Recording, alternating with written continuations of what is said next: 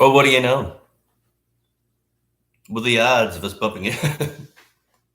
Good morning, or wherever you're at. Charlie Greer podcast. How y'all doing? It's another rainy day where I'm at. Hey, thanks. Rain. 4 months every day. There's been some kind of rain or overcast. Might get like an hour or two of sun or half a day, but I'm missing the California weather, man. Oh my god. Like, share, subscribe, comment if you want to support this shit show. It's in the description. So yeah, teaching vocal lessons, singing lessons. I had first started being asked about singing when I was in the 90s, like early 90s. Uh, hey, can you help? Yeah, okay. And people kind of pushed me into teaching. Like I say, no, I don't. Dude, I'll pay you. Okay. So I started like putting up ads and getting like business cards in like 2009 maybe.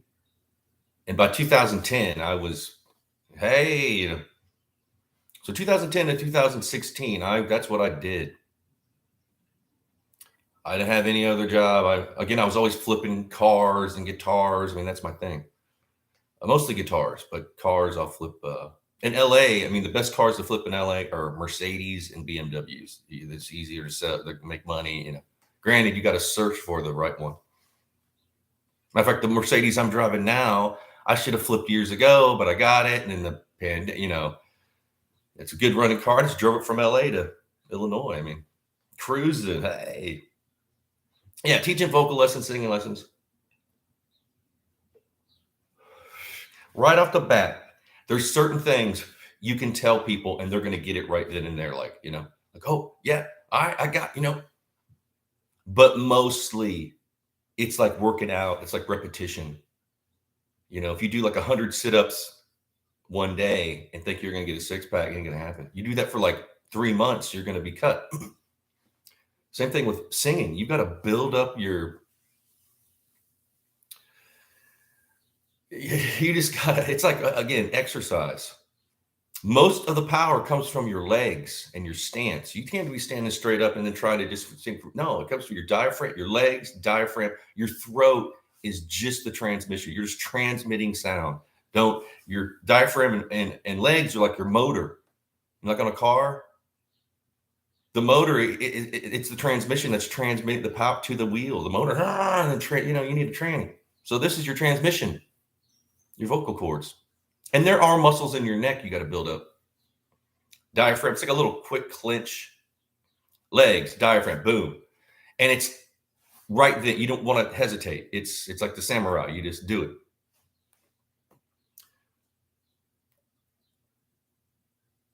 So my technique, because I had to come up with what do I do, Because I was trying to think about all this. I was like, I'm just going to do what I do, before a gig or whatever. So I start with stretching. Not too much, to stretch your body out, get loose. Do it slowly. Stretch your legs out. Then comes a vocal warm-up. I developed one with numbers because I realized that living in LA, and I was getting a lot of people from other countries that couldn't really speak. They bring their friends to translate over. So I came up with a 1, 2, 3, 1, 2, 3, 4. Then 1, 2, 3, 4. So you do that for about 5 minutes. You repeat sets of 4, and you have to breathe. Okay. Your legs, your diaphragm, or your motor. Your throat is your transmission. Your gas is air. You got to breathe, and it's a pattern.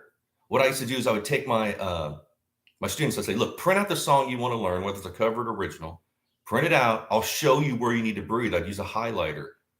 Breathe. More than likely, you need to breathe, and it's kind of monkey simple. Breathe before the first line, and at the end, breathe. So your line, breathe. But some vocals are a little difficult. You have to do one in between. Now, once you do that highlighting, and say you do like you go through all the songs you like, you want to put, you spend some time, put all your highlights in there. If you look at it, it's like a pattern. It looks like something a computer spit out. It'd be a little different. So you can play within that. Like, look, I'm gonna have to breathe. And some of these micro breaths you have to do, or deeper breaths, and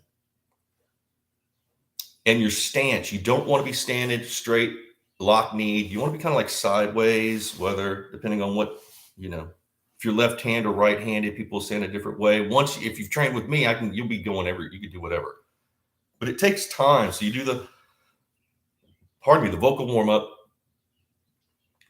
And then I would do it once we're warmed up, then I can show them how to project. I would use the word away, just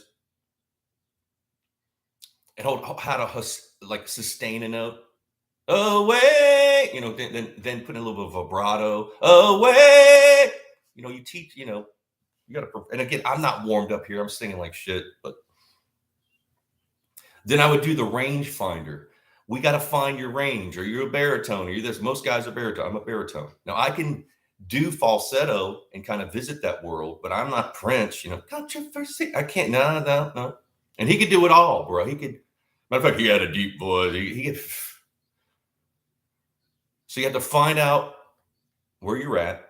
And I'd call it the vocal box. And then I would do this technique called the Vesuvius. See how far you can go low and high, but don't push yourself. Again, you want to be able to perform for like an hour or two. You want to find your happy spot. At first, you might push yourself. That kind of, I could do that all day long. That's my box I'm in. Now, granted, I'm sitting here. I'm not really, I could project harder than that, but I was using on the high, like a little falsetto. So that first lesson, I would break it down. They'd get information, this, that, and the other. And then it's like, we're not going to be doing this like every lesson. This is for you this is your little workout thing. You could be doing this on your own. We're going to move on. We need to work on songs. You don't want to be doing the same old.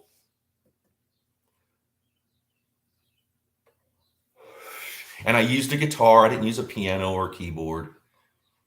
Man, I had to learn so. Oh God, the song, on guitar, like I Will Always Love You. And what was that song? Anyway, a lot of songs. Well, but once people get it, man, some people would get like teary-eyed. They or not know they have this great, and I would have not just musicians, I'd have actors, I'd have policemen, lawyers, anybody that has to speak in public, or, what you say and how you say it dictates what your life is and how people are going to treat you. You know what I'm saying? If you're going around doing the Betty Boop, you sometimes get run over. People leave you alone. Most of the time. Again. But it was weekly. You had to pay by the month, though. You're like, hey, give me so much. When the time I left, it was like, I forget, I was raising my prices. I got some clients on, I think, The Voice. She was on like the 2 shows before she got kicked off. And then another one got on whatever, some other show. And, people, you also have to be kind of like a therapist. Like you're going to, and people are suspicious too. Like, are you going to teach me? You're going to have an open mind. The strange thing is, a lot of people that brought translators, like their friends or family, did better, did the best. I wouldn't price it, considering LA, like, there's some vocal coaches out there that are spending like $500 an hour. And they're so busy, they got a waiting list for like 6 months. And again, there's a lot of cons in the vocal coaching. They'll deliberately wear your ass out and keep you there, so you're on the teat, so to speak. I didn't want to do that. I'd rather see somebody work with me for a while, and then, hey, invite me to your gig, or hey, invite me to the play, or whatever it was. I'm not gonna do it. I feel guilty. I can't do it. I'm horrible. Like, I can't mess with people. I've got to be a truthful person. I can't even lie on the phone. I mean, come on. So I have to be. And the people are all suspicious. Well, you got shit. And some people, I mean, it's strange how people are. And I did this myself. Like when I was, early 20s, I would take acting lessons, pay for them, and then maybe go or not show up, whatever. So I get that. You're kind of scared. You're not really what the. Like when I was even though I'd been in a band, I was in a band. Something about acting and it was maybe I was nerve wracking. And also when I was in a band, the most nerve wracking was like sound checks. Like when there's only like dudes that work in the club that's seen every band, they're all jaded. There's like 4 to 6 people in the club. You have to do a sound check. Nerve wracking. I don't know why. It's just the least people, more people. I feel comfortable. I don't know. Feels like I can disappear. Maybe other people feel that way too. I don't. Small crowds are the worst for me. Granted, a big crowd. You're gonna get into it more. But even if it was a small crowd, I was dedicated, devoted. I was in like, hey, we're doing this. So yeah, I've had clients show up, pay me, and then I'll go, let's start the lesson. Like, oh no, I'll come back, I'll tell you within. I go, well, you got to do these lessons within 30 days. You can't, it ain't like, I had like a system because again, you have to be disciplined within, because if not, people be like, well, no, I'll do it next month. And then they don't show up and you've lost an hour and then people are waiting, messing up the whole day. No, I can't do that. At first I was like that, but I couldn't because I'd have like 4 people coming a day and then they're late and then someone else is. And if you're late, like, hey, I can't give you, if I can, I'll give you extra time, but I can't if I have, a lot of people are like, yeah, right. And then the other clients show up, they're like,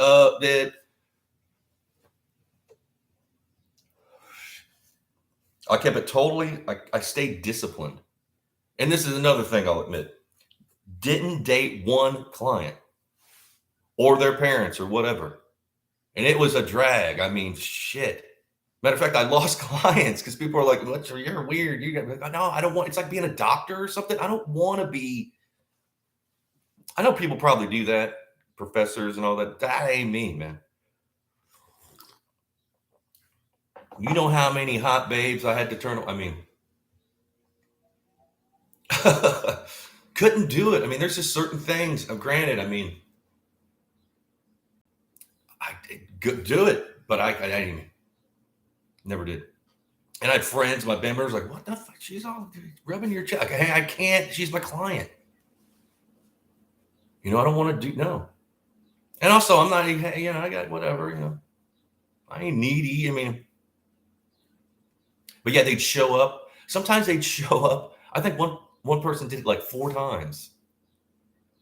They come pay, and they pay by the month. So they'd come pay for the 4 lessons within that month, and then not show up. And I'd be like, hey, you could squeeze these in. It's the last week. You got to come in. Oh, no. They'd come back and give me money. And then finally they would start. And I got that. I was like, you know what? I did that. Like, even when I was in LA, I paid a fortune for some of these acting classes from a guru. And I didn't, finally, they called. I finally showed, I get that. But I was younger. I didn't. So I worked with people. And I would work with every kind of singer you could think of, man.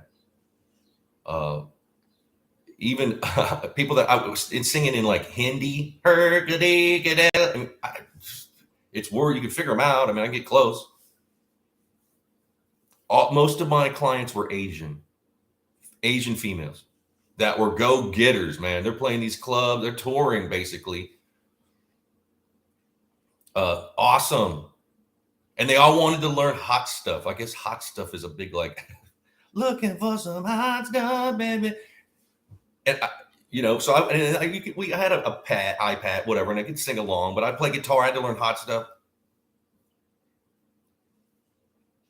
And it was, dude, it was great. I was, besides people taking you to lunch and this, that, and the other thing, like seeing people kind of blossom. And also people seeing that you're for real. When they really get it, they realize how genuine you are and how you're really trying to help instead of, just keeping people on the teeth. Like, yeah, come back. You need 6 months. No. I'd be like pushing people out the nest. Like, hey, you need to. And there were certain levels of people, like, like certain clients, I could be like, hey, look, I want you to If they're trying to be in a band like a lead singer, I had an advanced lesson. And once they got to a certain point, I'd say, look, you got to get over that hump of this like insecurity, whatever. So I want you to go on Craigslist, where you got to go audition for a band, even if it's a cover band. Now you're not wanting to get the gig. You're just wanting to get over that hump of the nerve wracking, auditioning in front of people you don't know. That's kind of like a gig. You know what I mean? Like that's, most people are like, oh no, I'm not ready. Some people did and got the gig and were in band. I've had people show up that wanted to do rap, and then I taught them the Vesuvius. They found out they have all this projection, and next thing you know, they're in a rock band. They never even listened to rock music, And now they're wearing leather jackets and listening to the Ramones and Judas Priest. You just don't know. I think they should teach vocal lessons in school. I think everybody should be communication. Just get it. It'll help you in every aspect of your life, because you can command your voice. That's how we do things. That's how you, And I'm not talking being like, no. Maybe they don't want you to know this now. They don't want people all secure with themselves and look you in the eye and say what they want. Because it is nerve-wracking, man. I mean, and there's certain things you can't, like you don't want to be eating a bunch of cheese or drinking a bunch of milk before a gig. I would recommend not drinking. I smoke again. I quit smoking for a living, started smoking again, my dumbass. And yes, when I was on stage, I used to drink. We love engineering, bro. We were stupid. By the end of the gig, we're just live and learn, But the clubs love us because everybody else is drinking. I mean, honestly, those days, I mean, even in LA, people are, but man, Champagne Urbana, but dude, those college, they pound. I put them up against anybody. Some of those, dude, those bands, wow. Yeah. The older I get, some of the things I remember most are the hangovers. It's like,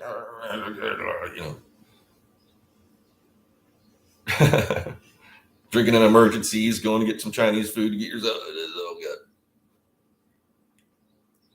But yeah, and there are now with YouTube, you can find all kinds of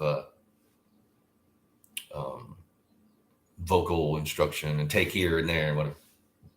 But a lot of them that I never went to any other, because this is what they did, and it took me a while to catch on.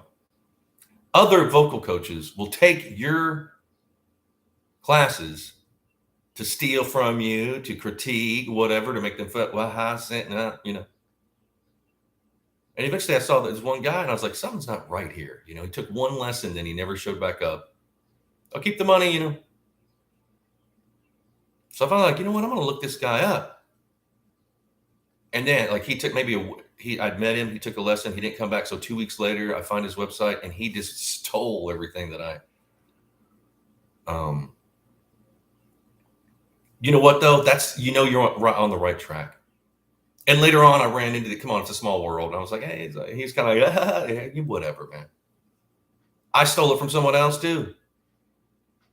I didn't invent, Again, I teach a universal wisdom that can be applied to everybody. You could be tone deaf and still be a great frontman. Bob Dylan, listen to him, listen to some of those 80s band, that's not technically, but it's awesome. You don't want to be you don't want to be too silent. No, who fucking likes that? You want a little grits. It's rock and roll or whatever you're into, country, or,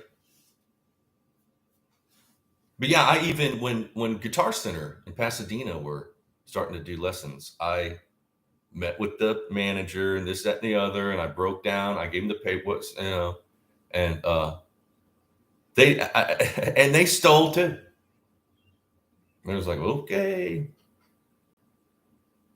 But then they would, it's all good. Like, to me, that's a compliment. I mean, in fact, you're doing shit right when people are fucking stealing from you. And I stole it from someone too. I mean, some of this stuff I made, but everybody, it didn't like I'm so unique that it's people been doing this. Probably call it something else. You know, everybody knows how to, has a projection technique. It's basically the same thing.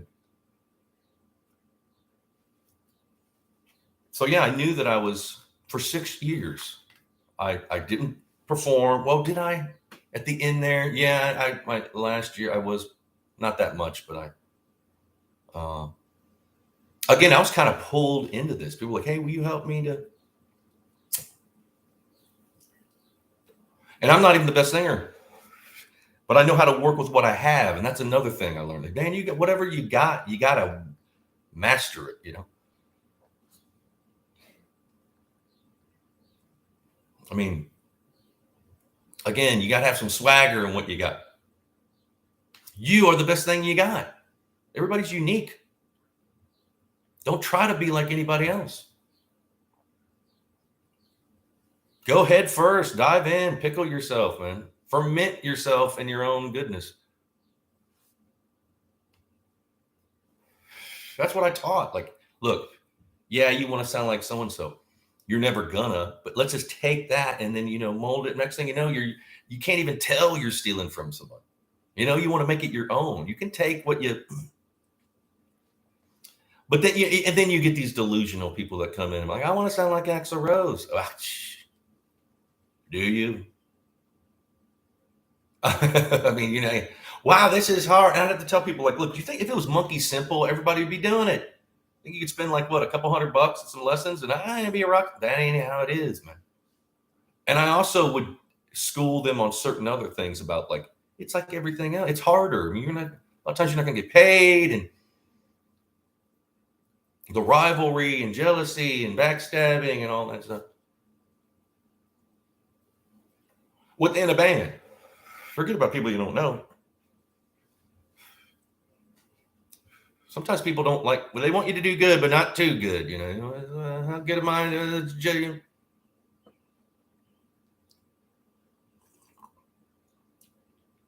Yeah, everybody should take a vocal lesson. Everybody should take a therapy. And again, I had to be these people's therapist. Like sometimes they would show up and just need to talk to someone, talk about breaking up with, or whoever and their job. And I got it. It's like, okay. Sometimes I can give them extra time. It's like, look, if I have another lesson, I love what I was doing. So I want to be treated like how I'd want to, how people treat me. If I got, an extra half hour, who cares? What am I going to be doing? I have to walk my dogs or something. And I was genuinely wanting them to do better because this is how I thought doing business. If I keep them on the teat, so to speak, and drag them along and spread out the lessons and don't give them, because mine was pretty intense. I give it to you on that first lesson, then yeah, I could make more money. Or could I make more money getting these people where they're at as quick as possible, kicking them out of the nest? Then the people see them. How did you do it? Well, I went to Charlie. You're going to make more money that way. People are going to see like, I want to do that. And I was totally right. Because I had again, you start knowing birds of a feather stick together. I was doing it 6 years. So you start other vocal coaches. And again, some of these vocal coaches would tell you, they're like, I'm going to take your lesson to see if I can. All right. Matter of fact, they're like, can I record the lesson? Fine. Do it. There's so many of my lessons recorded. I hope none of them pop up, but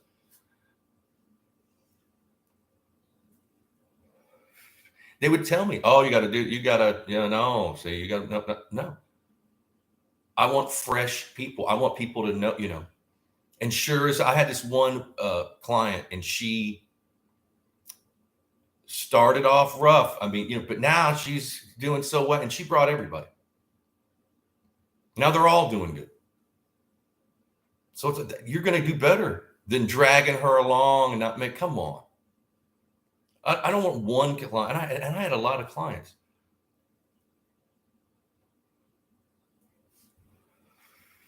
But when all those shows kind of stopped and I moved so I was in Pasadena. I moved to Arcadia, which is like 5 minutes away. It's like not big. It's the next town. to Pasadena. I thought, well, this shouldn't affect my, my vocal lessons. I got a bigger place, more room. It decimated. People were like, oh, I got to that little bit more.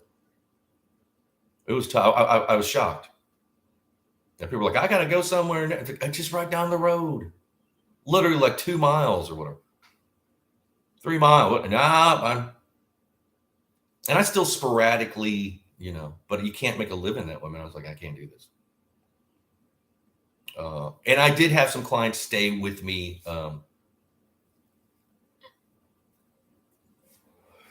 My Hindu client, I taught him his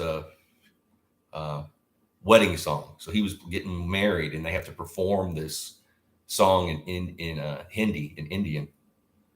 And when he started, he could play a little guitar, but and I love that. We're like, okay, let's record you to see how you sound, and then you play it back, and they're like, I don't sound like that. What did you do? You don't believe how many people are like that. When I was younger, I was like surprised how I sounded. Now I know. I mean, I'm not the best sounding person, but they were shocked. Like I did something. No, let's do it again. You pull out your phone and record. I sound like that, dude. Yeah. What do you think you sound like in their mind? Do you think they sound like maybe a year to get that song? Matter of fact, they were going to fly me to, I think he was getting married in Michigan or something. They're going to fly me. Let me stay. No, man, I don't want to go. A lot of Indian women, they want to get married. No. I'm not going. I'm not Indian, but it was sweet of him to refer, and their parent, and again, the family, they see, like, oh, you're doing so well. And then they put my cards up, and and they owned a liquor store and a phone place, and they owned everything. And the coffee shops, I'd be, hey, again, it's a numbers game. If you're like teaching, you just got to pass out your card. Oh, it is. Oh, no. And you got to be good to people. I mean, talk to them on the phone at first. Yeah, they might have to call you 3 or 4 times. You got to get used to that. I wanted people to. It just wasn't like a job for me. Maybe I should have been.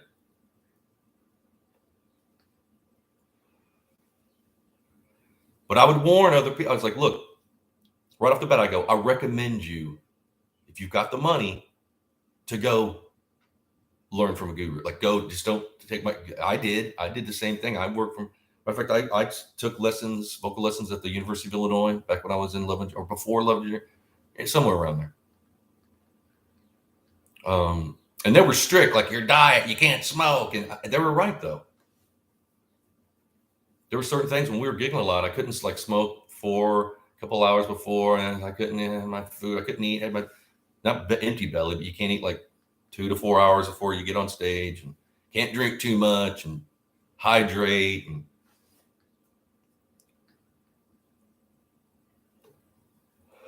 especially if you're playing gigs like out of town and you're in a van and you don't want to be hungover, and that's what breaks up bands. You think at first I was like, man, we're in the van, woo, probably get your first van, and you're all in the van with your gear. 2 months later, you don't want to see the van. You're like, I don't want to get in the van. And the van is, a band van. Not pretty. Not a pretty sight.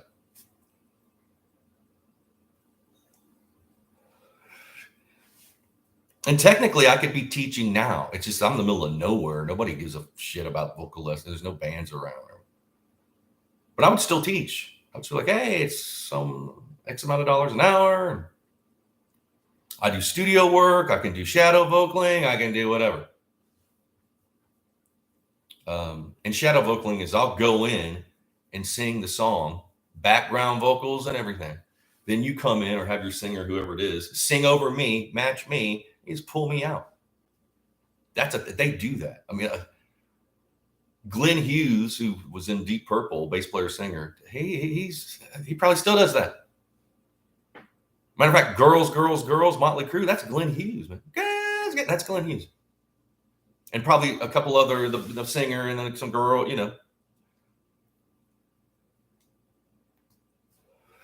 and properly layering vocals. Like Def Leppard has this cool method that even when they're projecting the main, they'll have a whisper vocal. Hysteria, and just to get that kind of like,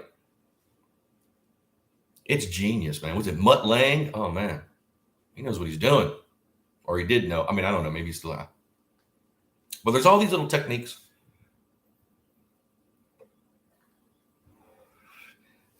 I would show up at like a studio and be getting, just people don't know who, kind of attitude.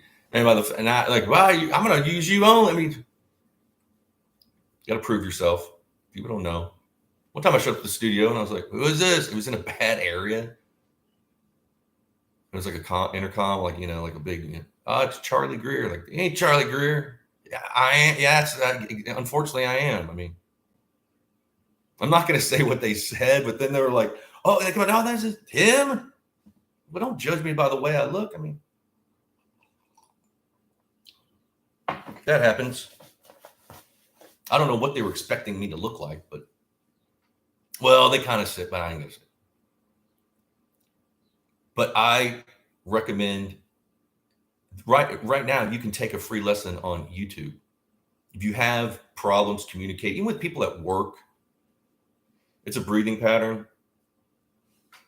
My method was called centered and certain. Once you're centered and once you're certain, then you can go on and create. And the breathing technique is in through the nose, out through the mouth. It's an old like Hindi technique. I was mixing all kinds of shit. Because you got to, okay, what if you've had a bad day, you're caught in traffic before the gig, you get there, your nerves are racked. How do you get yourself centered and certain? Through your breathing. Slowly do that for about a minute or two. You'll feel it all over. You just do your stretching. And people are like, well, no, I worked out this morning. You're going to still have to stretch before we sing, man. I'm a yoga instructor. Hey, we're still going to have to do this 2 minutes of stretch. It's not take that long. My warm up would be like 10 minutes at the most. At the most. And that's with talking and everything. And then once you know it, again, these people are doing this to this day, which I think is awesome.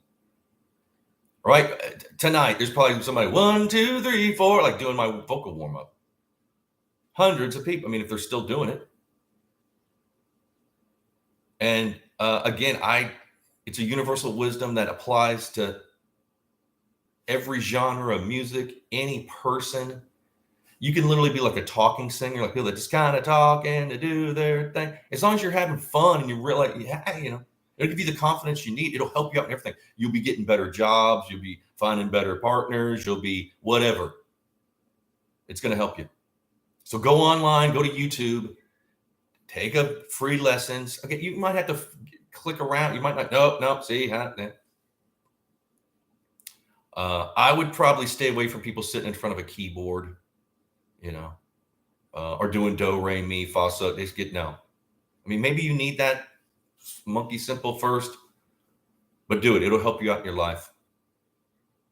Or contact me and I'll give you a vocal lesson if you're in the middle of nowhere, Illinois. But I love y'all. Be blessed. And I'll see you tomorrow. Cheers.